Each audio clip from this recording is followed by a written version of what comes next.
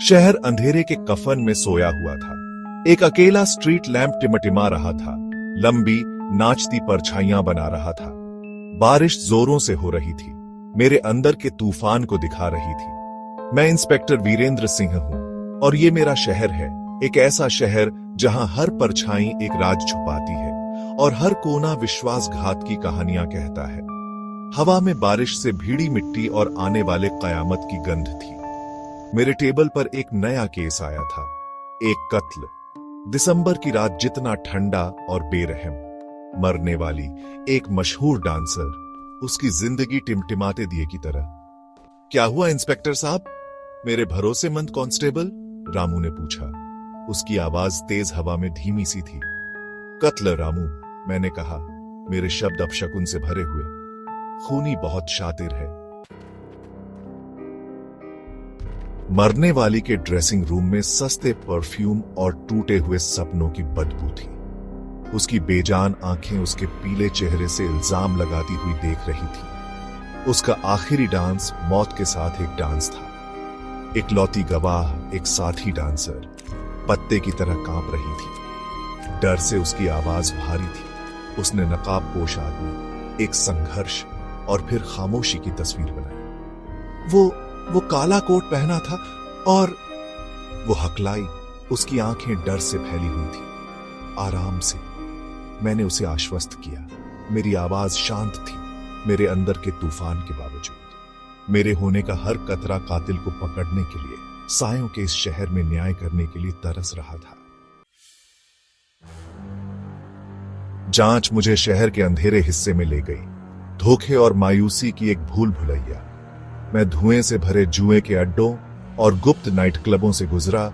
हर कदम मुझे सच्चाई के करीब ले जा रहा था। सुना है इंस्पेक्टर साहब आ गए हैं, परछाइयों से एक आवाज हंसी। ये मलिक था, शहर का सबसे बदनाम तस्कर। उसकी आंखें चालाकी से चमक रही थी। वो इस शहर में होने वाली हर चीज जानता था। मुझे जानकारी चाहिए मलिक, मैंने कहा। मेरी आवाज ठंडी और सख्त थी। मैं जानता था कि उसके पास पहेली का एक टुकड़ा है, रात में एक फुसफुसाता राज जो मुझे कातिल तक ले जा सकता है। सेक्शन 4, राजों का निशान। मलिक ने अपने टेढ़े तरीके से मुझे एक अमीर बिजनेसमैन की तरफ इशारा किया, एक आदमी जो अपने संदिग्ध कामों और असीमित भूख के लिए जाना जाता था।